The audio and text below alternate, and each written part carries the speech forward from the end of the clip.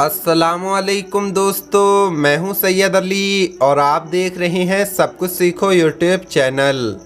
दोस्तों, आज की इस वीडियो में हम बात करने वाले हैं हज़रत अली ने फरमाया रमज़ान में शैतान कैद हो जाते हैं लेकिन फिर भी लोग गुनाह क्यों करते हैं। तो दोस्तों, ये सवाल आपके दिमाग में भी ज़रूर आता होगा।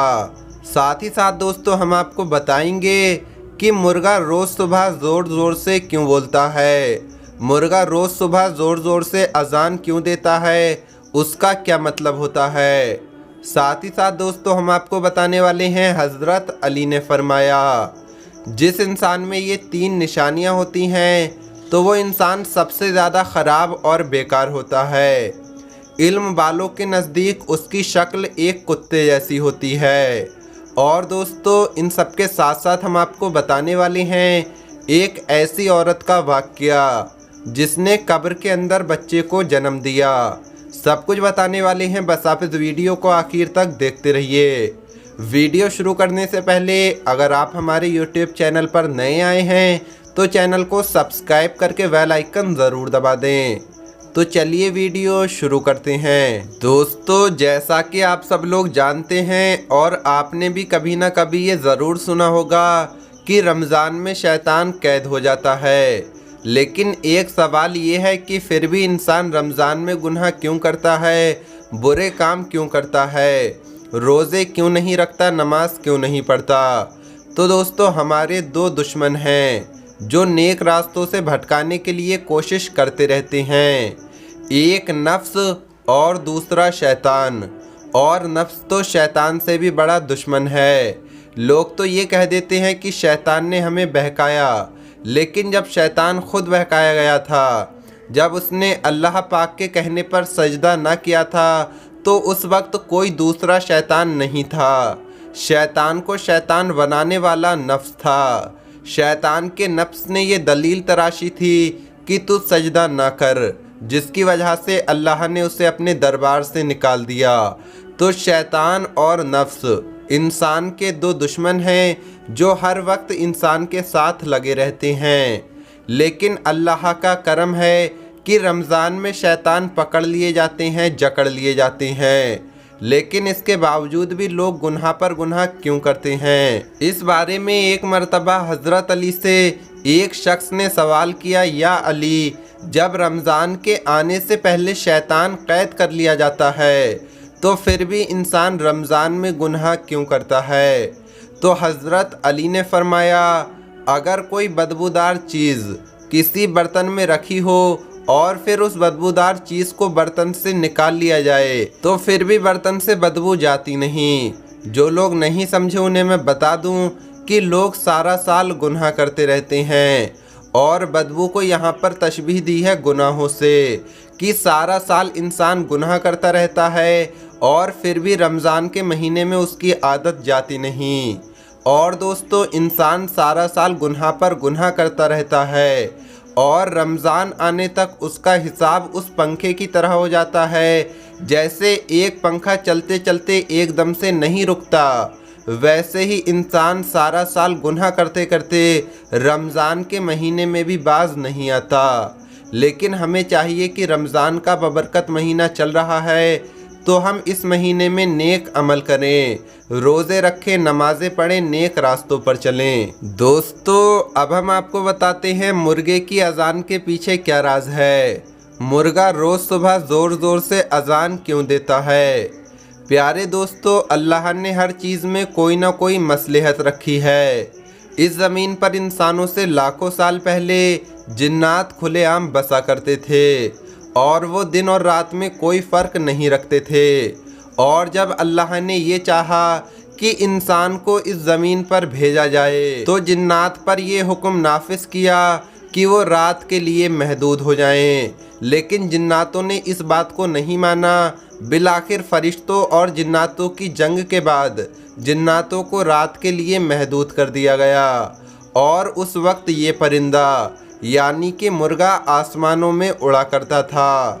अल्लाह ने इस परिंदे को चुना और इसके उड़ने की ताकत को कम करके इसकी आवाज़ को और भी ज़्यादा बुलंद कर दिया ताकि इसकी आवाज़ दूर दूर तक जाए, और इसको ये जिम्मेदारी दी कि ये ज़मीन पर रहे। और जब जब रात इख्तिताम को जाए, दिन करीब आने लगे, तो अपनी आवाज़ से ये हुक्म नाफिज करे कि जिन्नात का वक्त ख़त्म हुआ और इंसान का शुरू। और अल्लाह ने इस परिंदे की आँखों में कुव्वत वलाब भी रखी। ये फरिश्तों और जिन्नातों को देख सकता है। जब जब ये किसी जिन को देखता है तो बुलंद आवाज़ से कहता है कि जाओ यहाँ से, यहाँ इंसान बसते हैं। याद रखना, अगर किसी इंसान पर जिन का हुलूल होने लगे तो उसके करीब करके इस परिंदे की आवाज़ को सुनाया करो, क्योंकि इस परिंदे की आवाज़ में अल्लाह ने इतनी हैबत रखी कि इससे जिन्नात भी डरने लगते हैं और दूर भागने लगते हैं। दोस्तों, अब हम आपको बताते हैं हज़रत अली ने फरमाया, कुत्ते जैसे इंसान की पहचान क्या है। कुत्ते जैसे इंसान में ये 3 निशानियां होती हैं। हज़रत अली के पास एक शख्स आया और कहने लगा, या अली, बद से बदतरीन और ख़राब से ख़राब तर इंसान की पहचान क्या है। तो हज़रत इमाम अली ने फरमाया, बदतरीन और सबसे ख़राब इंसान की पहचान ये है कि उसके अंदर निजिस बीमारियां हों। याद रखना, अल्लाह किसी को ख़राब नहीं करता। इंसान की आदतें, इंसान के बुरे आमाल इंसान की शख्सियत को ख़राब कर देते हैं। तो वो शख्स कहने लगा, या अली, वो निजिस बीमारियां कौन सी हैं। बात जब यहाँ तक पहुँची तो हज़रत इमाम अली ने फरमाया, याद रखना, जिस इंसान के अंदर ये 3 बीमारियां हों तो उससे बदतर इस ज़मीन पर कोई नहीं। तो उसने कहा, कौन सी बीमारियां। हज़रत अली ने फरमाया, पहली बीमारी कि वो अपनी ज़बान से लोगों का दिल दुखाता हो। दूसरी बीमारी कि वो दूसरे इंसान की कामयाबी से जलता हो और बार बार उसके लिए नफ़रत रखता हो। तीसरी बीमारी कि वो ख़ुद की खूबियों पर फ़ख्र करता हो। याद रखना, जिस इंसान के अंदर ये 3 बीमारियां हों तो आरिफ लोगों के नज़दीक उसकी शक्ल एक वहशी कुत्ते जैसी होती है और अल्लाह की लानत उस इंसान पर बरसती रहती है जब तक वो कब्र में दाखिल नहीं होता।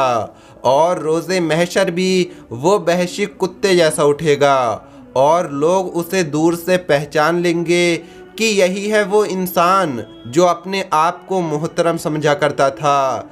यही है वो इंसान जो इंसानों की नेमतों पर जलता था। यही है वो इंसान जो अपनी जवानी से इंसानों का दिल दुखाया करता था। दोस्तों, अब हम आपको बताते हैं कब्र में बच्चा पैदा करने वाली औरत का वाक़या। एक मर्तबा हज़रत उमर रियाया की खबरगिरी के लिए गश्त कर रहे थे कि आपकी नज़र एक शख्स पर पड़ी जिसने अपने कंधे पर अपने बेटे को बिठाया हुआ था। इसे देखकर फरमाया कि मैंने आज तक किसी बच्चे को अपने बाप की शक्ल से इतना मिलते जुलते नहीं देखा जितना इसकी शक्ल तुमसे मिलती है। उसने कहा कि ये वो बच्चा है जिसको इसकी माँ ने मुर्दा हालत में जन्म दिया। हज़रत उमर ने फरमाया, ये क्या कह रहे हो। उस आदमी ने कहा कि मैं आपको पूरा वाक़या सुनाता हूँ। जब मैं इसकी माँ को हमल की हालत में छोड़कर अल्लाह के रास्ते में जिहाद करने के लिए निकला तो मैंने कहा, तेरे पेट में जो बच्चा है मैं इसको अल्लाह की हिफाजत में देता हूँ। फिर जब मैं सफ़र से वापस आया तो मुझे पता चला कि मेरी बीवी का इंतकाल हो चुका है। एक रात मैं जन्नतुल बकी के कब्रिस्तान में अपने चचेरे भाइयों के साथ बैठा हुआ था कि मैंने कब्रिस्तान में चिराग की तरह एक रोशनी देखी। मैंने अपने चचेरे भाइयों से पूछा कि ये रोशनी कैसी है, तो उन्होंने कहा कि हम सिर्फ इतना जानते हैं कि तेरी बीबी की कब्र के पास से हर रात यही रोशनी नज़र आती है। तो मैंने कहा, क्या किसी ने वहाँ पर जाकर देखा कि वहाँ क्या है? तो उन्होंने कहा, नहीं। तो मैंने एक कुल्हाड़ा उठाया और कब्र की तरफ चल पड़ा कि आखिर देखूं तो सही क्या माजरा है। जब मैं वहां पहुंचा तो मैंने देखा कि कब्र तो खुली हुई है। इसके अंदर देखा तो पता चला कि एक बच्चा माँ की गोद में बैठा है।